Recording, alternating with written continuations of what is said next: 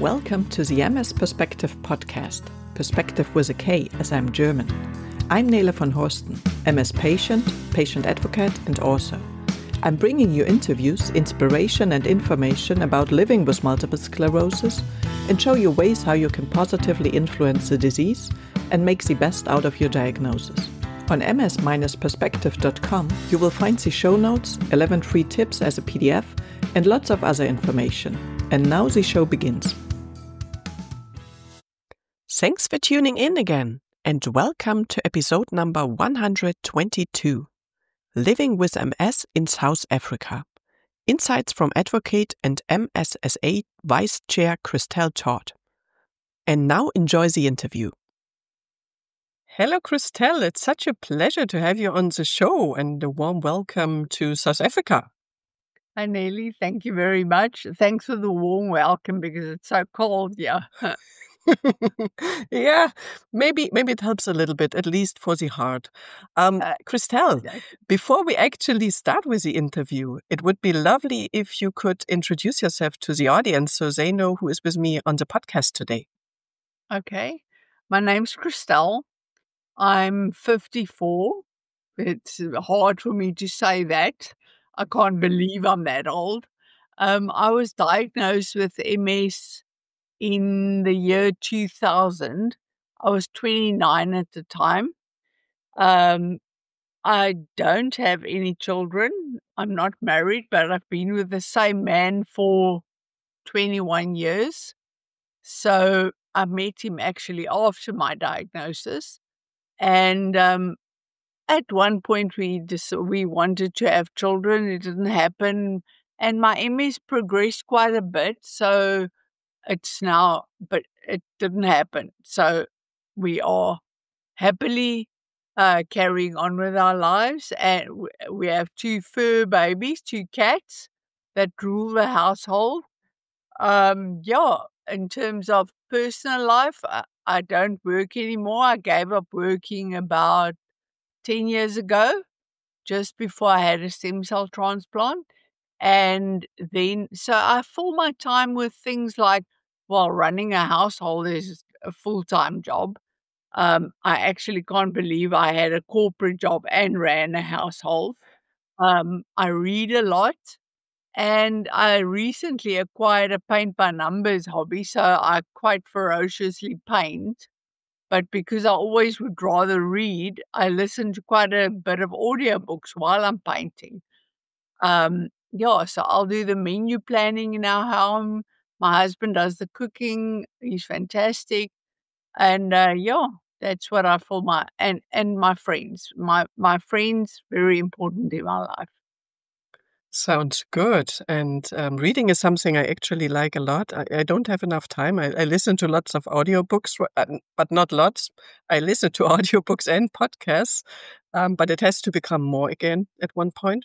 And painting and drawing is lovely. I did that before the children came. Since then, I did not have much time, but will happen again, I guess. Yeah. If someone who doesn't know you ask what drives you, what would you say, Christelle? I think the most important thing that drives me is in anything, doing my best for people, whether it would be just for friends or whether it would be I'm quite involved with the MS Society, whether it would be to help someone who is newly diagnosed, someone who's experiencing a current problem, someone just asking for help. In any way, it's doing my best for people. I always say when I die, I want on my gravestone, I want it to say she was a great friend. That to me is the most important thing. Yeah, that's a lovely last sentence to summarize a life. And if you are living up to it, I'm sure that's what people will think of you later on. But hopefully, this will take a few decades still. I hope so. Okay, so we know now when you had your diagnosis, but maybe can you still take us back to that point? What were the signs and how did you finally get clarity? Okay, I woke up one morning was a public holiday in South Africa, and I woke up and I couldn't see out of my left eye. And I thought, I've got a little bit of sleep in my eye, something's not. So I got into the shower, put my head up to the shower head, so to wash it out, didn't work. And then the next day, I made an appointment at an optometrist because I thought I must be going blind in the one eye. So I went to the optometrist. She checked and she said, I can't see anything. She referred me to an eye specialist.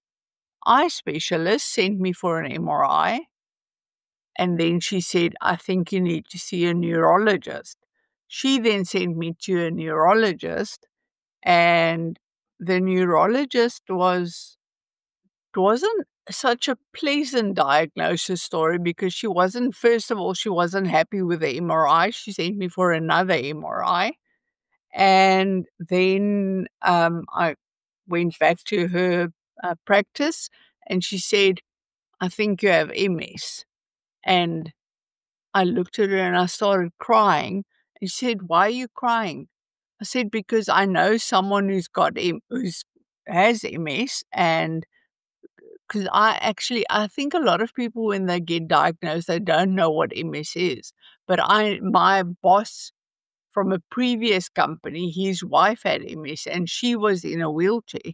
So that was the reason for me starting to cry. And she looked at me and she said, but you're 29, you're not going to get married anyway, you're too old now. And it was such Wow. not a Wow. pleasant diagnosis story. And then she gave me some cortisone tablets and that was that. And then 2 years later, I started getting a pain in my arm and I went obviously to a different neurologist. Yeah. And he said, no, definitely send me for an MRI again. And he said, definitely MS because initially you had one lesion on your brain. You now have 8. So, and then he suggested medication. Okay. Wow. That's really a horrible Yeah. diagnosis story. I mean, yeah. I was just working on a white paper on artificial intelligence and shared decision making. And we were talking a lot about the topic of empathy, which is not given to every and each doctor. I mean, there are good doctors out there, lovely, lovely doctors. But then Yeah. there are people like the one you had to uh, cross in your life. Yeah. Wow. It's horrible. Yeah. By the way, I got married 6 days before my 40th birthday. So you can get married later on in life, and Mhm. getting married And 29 is is not not old. important. Exactly. I mean, it's important to have people around you who love you and who can 100%. love with you and can cry with you and hold It's you like I tight. said. It's like I said, I call my partner my husband, but we never got married, but we've been together for 21 years and he's gone through it all with me. You know, he was with the girl who danced on tabletops after maybe one too many tequila. And he went through the stem cell transplant. He now has a girlfriend in a wheelchair. So it doesn't necessarily mean you're 29 and your life is over, you know? Horrible, horrible. Yes, but Yeah, your partner sounds very lovely. I'm yeah, glad you are with a lovely man. yeah. So yeah, you have or had an active blogs. You wrote honestly about thinking your life was over. How was your perspective changed? How has your perspective changed since then? You know, I think, yeah, like you said rightfully, I thought at the time, well, the doctor didn't help with her comments, but I did think at the time, my life is over now. I'm sick, I'm gonna die, um, and all of that. But now I'm very thankful. It's horrible in my head, what I wanna say now. I think at one point I thought, you know, if you get an aggressive cancer, you'll die quickly and it will be over. And I thought maybe that would have been better, but it obviously would not have. I'm very thankful now for the last 25 years I've had since my diagnosis. I've had wonderful experiences. I've had a wonderful life. I've been surrounded by great people. And I mean, I would have missed out on all of these things. So I think the perspective from, yeah, for sure, my life is different to what it would have been. But it doesn't mean that if you get a diagnosis that things are so bad that it's all over now.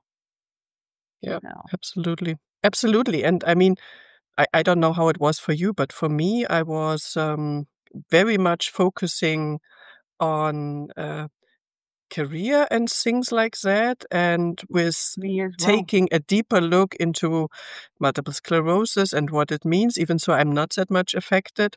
I think it made me friendlier, more lovely person because I'm taking care more of other people, and I think this is enriching my life. Yes, exactly. So Exactly. you already said that you got offered treatment. Were there any options, and how did you make your decision? At the time when I was diagnosed, there were really three options, three different interferons. It was all just the three interferons. So I could choose between those three. Mhm, Now, and I think it's important for people to know that. So at the time in 2000, when I was diagnosed, interferon was the thing that you could choose from. And it was really to stop the progression of the disease. Now in South Africa, there's more than 20 medications available. And I think medication has changed so much also that people have a better outcome to mhm. the level of symptoms that they'll experience, is much better at managing the disease. So, and at the time when I was offered the interferons, also my medical aid in South Africa, we have medical aid. It's like medical insurance, I think, in America.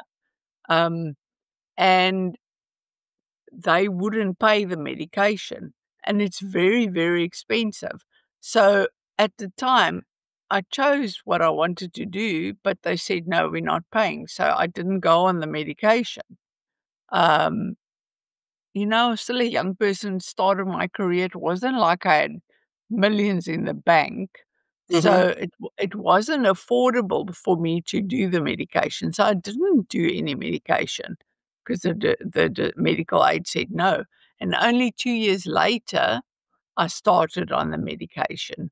And it was still only interferon at the time. So I went on to one of the interferons. Okay. And just for curiosity, why did they pay 2 years later on? Because then the diagnosis was clear, or what was the point? Because they had criteria to paying, and the criteria was that you had to have 2 relapses in 2 years, Okay, and I, by then, only had 1 relapse. So 2 years later, it was another relapse. So okay. then they said, "Okay, we'll pay now." Yeah, Yeah. makes sense. I mean, I got diagnosed 2004, and they were not offering me stuff because back then they said, okay, it's a mild MS. Um, and then when I had my second relapse in end of 2008, then my doctor said, oh, we totally changed direction and you should go on medication. And I did, but Okay. I had more options. I had as well glatiramer acetate. Okay. Mm. But not more than that, just the interference and Okay. the glatiramer acetate, and I was choosing based on side effects, yeah. Okay. Um, so in 2015, you underwent the stem cell transplants, which you mentioned already. How did that decision come about, and how has it shaped your MS journey? I underwent the treatment in 2015, and I actually knew about it vaguely, probably about 2 years before that. There was a guy in South Africa who went for this treatment, and he was quite, um, documenting it with photos and all. And I just thought, by then I was still walking. And I was looking at this and I thought, this is so invasive. I would never do that. I think at the time, I thought it's too much. And I thought, no. And then 2 years later, I thought, I was still walking a little bit, but with a crutch. And when I left the house, I was using a wheelchair. So I thought, okay, I'll do something as drastic as this. And I think it's important to also say that when we talk stem cell transplant, it's important for people to know that it is a autologous hematopoietic stem cell transplant, which is similar to, it's not similar, it is a bone marrow transplant, like people with leukemia get, because there are so many things out there where people go, I'm going to get stem cells injected, and it's not that. It's a bone marrow transplant. So they harvest your stem cells from your bone marrow, they freeze it, and then when you go into the bone marrow unit, you're in hospital for a month, and then they first give you chemo, and then they do the transplant of your own stem cells back into your body. So at that point in time, I was ready for something drastic, so that's why I decided to go and do it. And it was tough, but then for the 10 years after that, which is now, it's now the 10th year, so the 9 subsequent MRIs that I had, there's been no progression. So for me, that was the decision. It was well, I had these dreams of, I'm going to run on the beach again and things like that. But the main aim was to stop the progression. And there's been no progression for the last 9 years. So that was for me worth doing it for that. Absolutely, yeah, great. And I had 2 episodes on that for the English podcast. I will link them. There was one with Roland Martin, who established the aHSCT in Switzerland, and he explains that there are also different types of chemotherapy. Some are more aggressive, so have higher impact. Some are less aggressive, has less impact, but still a lot of side effects. So it's really a topic where you need to dive in deeper. And especially it's important, as you mentioned, you stay on your own in hospital for a longer time normally when you get the aggressive version. So psychologists on your side are, I think, very important. And in Germany, it's not an official treatment. You can apply for it. It's kind of part of a In South Africa trial. also. Yeah. And for Germany, it is you have to have MS less than 10 years. You have to be, I think, below 50 years or 40 years. I'm not sure. So there are some things you need to take into account. And as you mentioned, it's not that you can run and fly and jump and become Olympic star afterwards. 100%. It should stop. And when you are young enough, it might be that your cognitive reserve is high enough that with a lot of rehabilitation, you gain back some functions. But that's because there is still some capacity there in your system. Exactly. And the neural pathways can maybe Match again, bypass yes. or whatever. Exactly. Yeah. So it was expensive. And also it's not an approved treatment for MS in South Africa. So, and it was very expensive. So the wonderful friends I have, we did a fundraising. So people were baking cakes and raising money and having golf days, and awesome. Fantastic. That's very lovely. Yeah. It's expensive, and I mean not compared to, I guess, taking the high efficacy medication for some years. 100%. But still, like I said, we have the health insurance here as well, and normally they are not paying. Even so, 2 or 3 years of the high efficacy treatments would pay up the bill for the aHSCT. But yeah, okay, that's different in all the various countries. So please, wherever you are listening to it, if that is something important for you, please dive deeper into the topic and do it with reliable sources, evidence-based medicine. Correct. So how would you describe your health and well-being today, almost 20 years after your diagnosis, Christelle?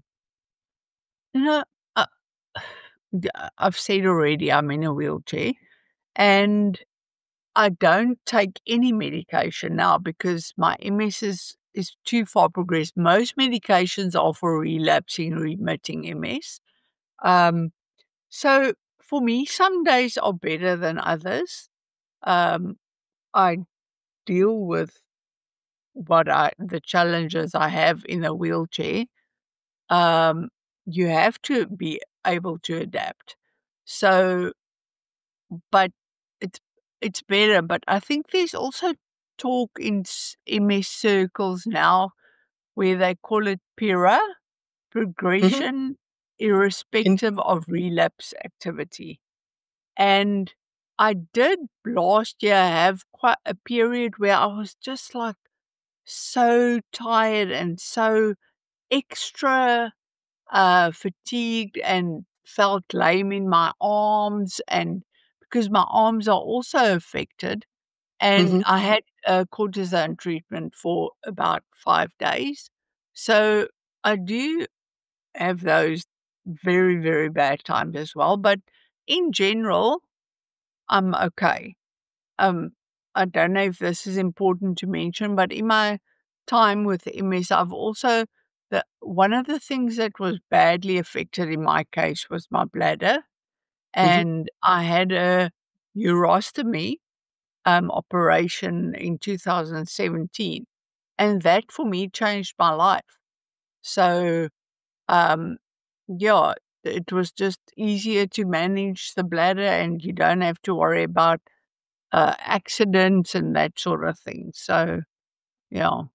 But Yes, all thank you. in all, I'm okay. Okay. Yeah, but thank you for mentioning that. And I think it's very important to take care of the symptomatic treatment and see. I mean, if your hand function is still fine, then intermitting catheterism might be an option. But of course, if the hand function is getting worse, then this is not an option anymore. And you should please always talk about this topic to your neurologist. Look for maybe a neurologist. It's very, very important. You said MS stole your health, but not your joy or relationships. What helped you build that resilience? I think I'm lucky I was born that way. I was born with a positive sort of disposition, but I've also had a very good example.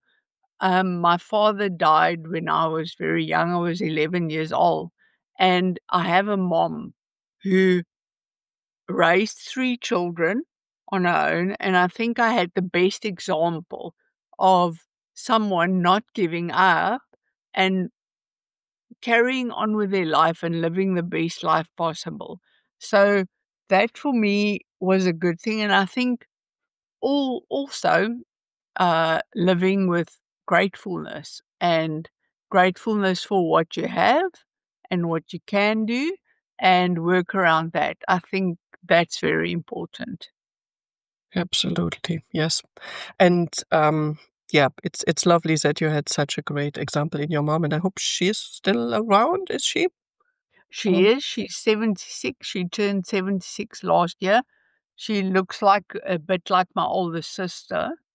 Yeah, she's still around, still very busy, still helping around a lot. So she lives close to us, so she comes for dinner often. Awesome person. Yeah. Fantastic. That's great.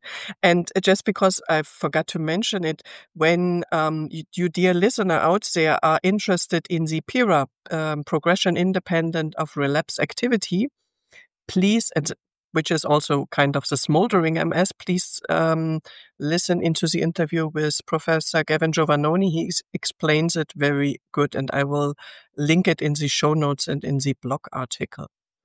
But yeah, coming back to you, Christelle, what lifestyle choices, physical, mental, or emotional, have had the greatest impact on your well-being?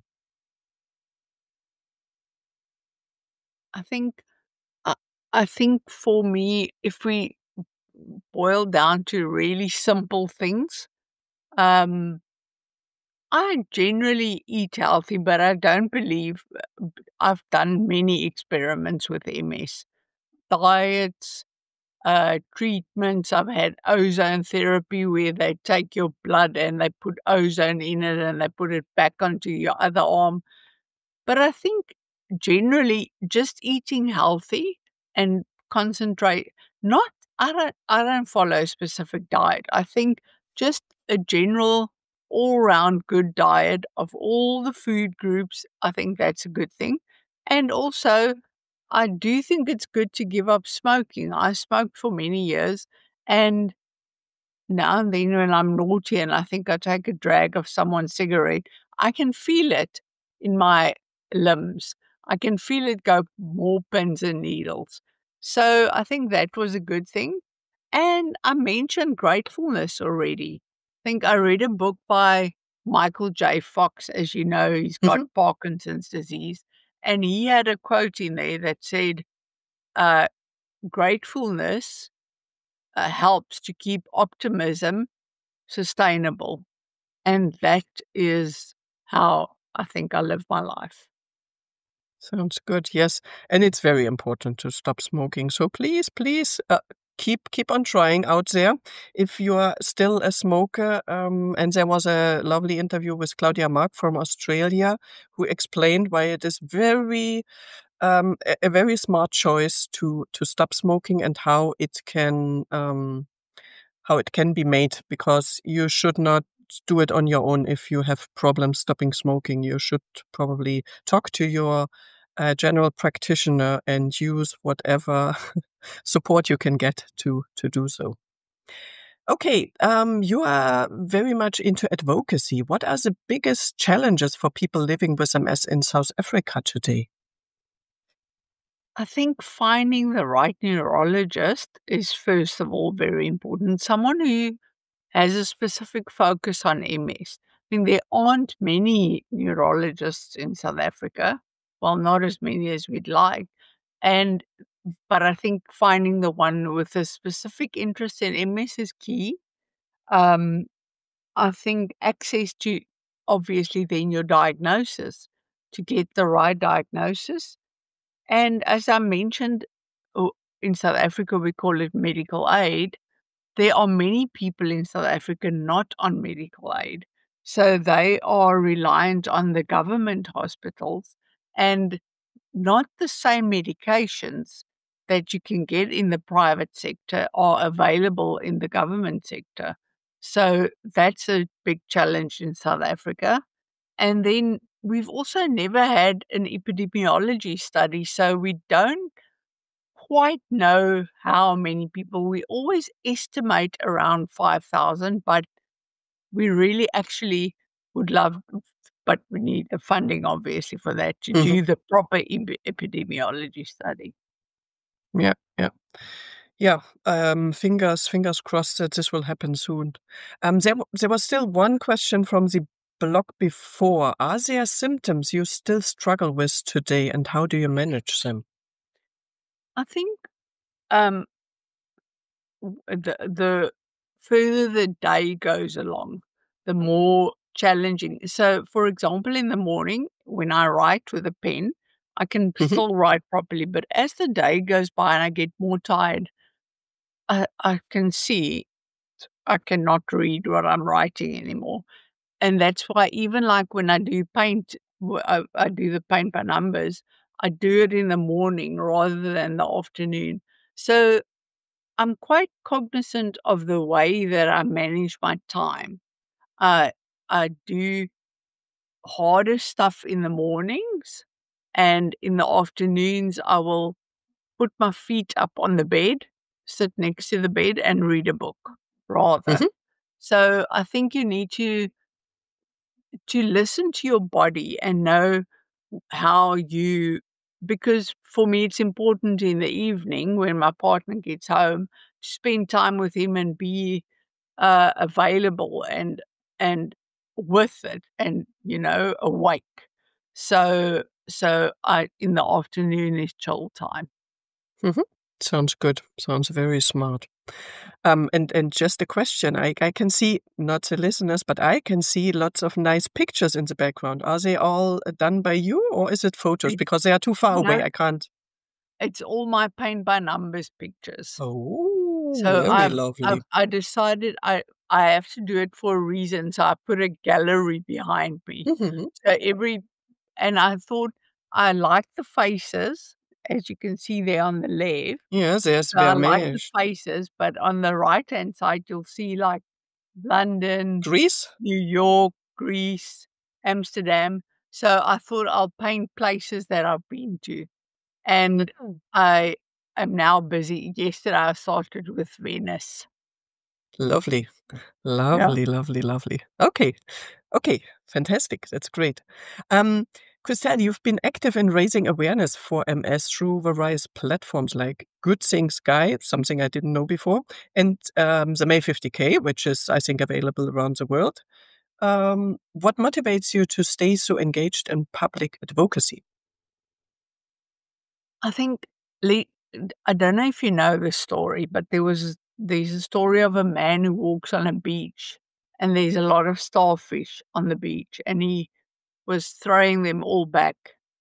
And someone said to him, "Why are you doing that?" He said, "Because you'll never be able to save all of them." And he said, "Because I made a difference to that one. The one that I threw in, he's gonna be saved." So, I think that's why I don't mind telling my story, because I think if it makes a difference to one person, then it served a purpose. And it's the same with the MS Society.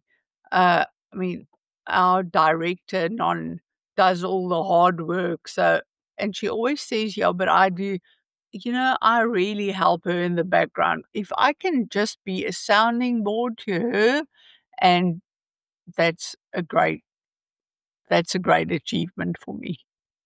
Yeah, very lovely. And Non was on the podcast as well. I will link that podcast as well. So if you, dear listener, haven't heard it, please do so. Very interesting, very lovely person. Yeah, your role is vice chair and treasurer of the MSSA, so MS South Africa Association. What have been some of the highlights or challenges of representing the MS community in South Africa? I think, like I mentioned, the challenge is to get to all the people who have MS. Highlights definitely now. This year we had a particularly wonderful highlight because we are now part of the we a member of MSIF, the National Federation, International Federation, and we were part of the May 50K fundraising. So on a global platform, we are now visible in raising funds towards MS research, which is for us a great thing. Um, there are many little highlights, like we have focus groups in the different provinces in South Africa where people get together and people work together. We had last year on MS Day, we took the cable car and we were a whole bunch of MS people going up with the cable car, and we had a session with neurologists and someone doing a quiz. I think, Claudia, you're still going to interview, and Mhm. Claudia ran the quiz for us. Um, so we engage with the people of uh, the MS community. Fantastic. Yes. And MSIF, the International MS Association, they are doing really great jobs. And I had the pleasure to welcome Lydia Markarov and Per Barnecke, so the former and the actual, the recent CEO. So I will link that one as well. They are doing really good things. And if you are in a country where your association is not yet connected with the international, maybe it's a good time to think about that and contact them, because they would love to have people from all over the world in their under their umbrella. For sure, it's very Christelle. interesting Yep. because I'm a member of the International Working Group on Access with Mhm. MSSA. So we meet quarterly, and there are people from across the globe that comment on MS in their country, and you learn so much about what the other people are doing. Absolutely. And that's why I try at one point to have will have had or that's too much now with the Yeah. the right tempers. Um, yeah, to invite people from all different countries who treat MS or have MS to get that 360-degree picture, because it's very different from where you live. We have it very luxury here in Germany, but of course still some issues, and people in countries where they are not rich enough to pay for the patients, they need solutions to get to the treatments, and still I guess they help each other maybe way better. So there are always things you can learn from somebody Correct. somewhere else. For sure. So your blog, A Life Less Ordinary, offered so many honest insights and valuable lessons. In April 2021, I think you decided to bring it to a close. What made that the right time for you, and what role did writing play in your MS journey? I think I've always liked writing since I was a school child. So it was an easy outlet for me. And I think for me, it helped me deal with the everyday things and make sense of it for me in my head. The reason why I also think it was important because there were many questions after I went for the stem cell transplant from other people with MS. So I've had quite a timeline thing, and it's from when I decided to do it, how I went about the fundraising, how it worked, the whole thing. So, and then I think I decided to end it because in COVID years, I Mm. started a different blog called the Corona Chronicles. So I Mhm. was writing about our everyday life and putting photos of what we were doing every day. And I just think it was time for a new generation of MS people to come to the fore now. I mean, for me, it's been 25 years. So I think the younger people who are now, there's more options now. I'm not on any medication anymore. So I can talk to you from a South African perspective, but not from my own anymore. It's from my own experience. I can't tell you what medication I'm on and what works for me. So I think it was time for me. I did the transplant. I've told my story, and now I have a good life. Sounds good and makes sense. So, coming to your wishes and goals, looking ahead, what's one big dream or goal you still hold close? It's quite personal stuff. There's two things. I want to travel to see the Victoria Falls, and I heard it is quite wheelchair friendly, so I can go around there. I'll probably get very wet. It's fine. And then I definitely wanna still see Ireland. Okay. Do you have ancestors in Ireland, or why is it Ireland? Not I I don't know. It's just I lived in London for 2 years, Ah, and I traveled around Europe a bit, mhm, but I never went to Ireland, so and I just I find I like Irish literature, I like mhm. Irish movies, so I like the Irish accent. I just feel like it's somewhere beautiful that I need to go. Yeah, it is. I mean, I've been there once and went to, for example, the lovely library of Trinity College. Okay. So beautiful, and saw at least some of the beautiful landscapes. Yes, it Yeah. is a lovely place. It is absolutely. And So, and and Bono lives there, so maybe I'll go to a pub in Ireland and he'll be singing live. Bono. From you too. Yeah, okay. I don't know if fingers crossed are enough for that one. Yeah, Maybe we need some unicorns for that one. exactly. Okay, so what do you hope to see change in MS care research or support over the next 5 years? The most obvious answer is I would love to see a cure, Mhm. but if that doesn't happen, I would just I think now there are such great medications anyway, but I would like to see it improved so much that it totally eliminates any disability possibilities, that people can just manage their disease at least in a way where it's totally manageable. That would be for me the win. Yeah, yeah.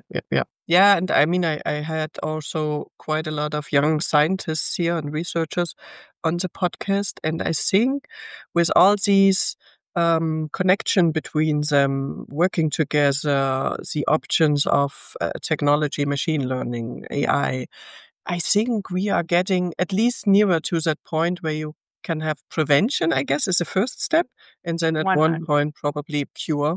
But of course, rehabilitation is very important. So I try to have a lot of rehabilitation specialists on the podcast because at a point where you have had certain relapses or progression in the background, you need good rehabilitation as well. So yeah. No, for sure. That's why I see a physiotherapist once a week. She comes to me, and I think just to keep using what you still have is important.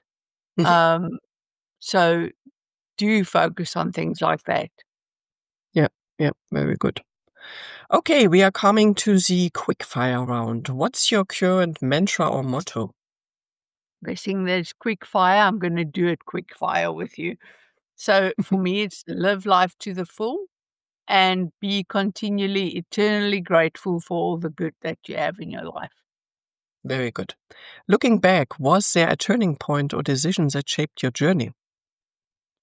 There was nothing specific with regards to MS. I think the thing that has made my journey easier was meeting Francois and having a great life with him and having the support, knowing that there's always someone by my side made the world of difference. Very lovely. Um, if you could have a fireside chat with anyone, who would it be and why? I thought about this and I thought I'll tell you someone in a wheelchair, like someone I follow on Instagram because I can pick their brain on things. And then the more I thought about it, I thought, no, uh, nowadays with social media, it's so easy to get in touch with people who are in different situations. You can ask them, they can answer you. So for me, my fireside chat will be my mom, my partner, or my friends.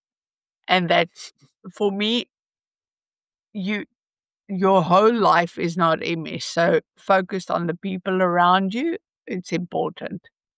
Yeah, absolutely. Completes the sentence for me, multiple sclerosis is? Multiple sclerosis is not the end of the world, albeit very challenging sometimes. You can do it. You can handle it. Yeah. Any website or MS resource you swear by? I think from a South African perspective, I'd send people to the South African website, multiplesclerosis.co.za, because there are the links on there to the MSIF, the International Federation, and we are partaking in ECTRIMS with the European Commission. We're going to engage with them on Patient Day and doing that. So I think that's your starting point. Other great websites, and the UK MS site is for me quite good. Mhm. But yeah, mostly, and I think your podcast is a great place for people to listen to excellent information. Thank you. A book or podcast you'd recommend to others navigating chronic illness? Definitely your podcast. Um, I don't think it's always necessary to always just focus on MS and your own thing. I read a wonderful book called Between Two Kingdoms, and it's about a girl who had cancer, leukemia, and how she dealt with being healthy and being sick and then being healthy again. So it's good to read about other people's challenges with their illnesses as well. So I would recommend that book, Between Two Kingdoms. Fantastic. I will link that one. What advice would you give your younger self on the day of your diagnosis? Knowing what I know now, I would say I promise you that there are many, many, many more fantastic, wonderful years ahead, and that your life is just starting. Sounds good, especially with that, very interesting neurologist you had. Is there something you'd like to share with other people living with MS who might be struggling right now? I think I would say to someone to try, well, as you mentioned earlier about psychologists, maybe for some people it's important to find someone that they can talk to and from that perspective. But I think what's important for people to remember, what I would say, is that MS can be a big part of your life, but it doesn't define who you are. And that is something that you should focus on. Yes, absolutely. And finally, where can people find you online or follow your work, if that's possible? They can follow the MS Society website, South Africa. They will find anything they need on me. Obviously, if they want to read about my stem cell journey, they can go to my blog. I'll send you the link. And that I think most importantly, surround yourself with people who support you, care about you. The right people in your life makes all the difference. Absolutely, absolutely, and can bring up your focus to the positive. Yeah. And I think that's important. And Christelle, it was lovely to get to know more about you, your journey, but also all your advocacy. Thank you very much for this. If I come to South Africa, of course, I will contact you. South Africa is still on my list, but I have lots of things on my list. And it's not so easy to fly with 4 people to South Africa. It's quite expensive. I'm sure. Yeah. I have to earn a bit more money for that. Let's see how that will go. Very lovely. Thank you very much. And please stay as positive as you are. So on your gravestone at one point will be that lovely sentence. I can understand, and I think it will be there. But as I said, please, in a few decades from now on. Yeah. And pet your cats and say hi to your lovely emotional husband, even though you're not married. Yeah. Thank you. Thanks. Bye-bye. Nelly. Thank you. Nice to talk to you. Bye. I hope you enjoyed the interview, learned something new, and maybe even got inspired to become active in your local MS association. By the way, next time I will be having another guest from South Africa, and this time it will be Claudia Diekman, and she is living with MS and talks about how she is making a difference. And we will talk about her journey of fundraising, resilience, and hope. So please tune in again. Let other people know about the podcast who might be interested in it. Rate it wherever you are listening to it. And of course, I'm always open to suggestions or questions on topic you would like to be addressed here on the podcast. So please stay as positive and active as possible. And see you next time. Bye. Thank you for listening today. I hope you found it helpful. You may also be interested in the previously published episodes and posts, which you can find at ms-perspektive.com/podcast. Perspektive with a K. You can also get a free PDF with 11 tips for your positive impact on MS at ms-perspektive.com/newsletter. If you'd like to get in touch, you can reach me at nele@ms-perspektive.com or on social media. Hear you next time.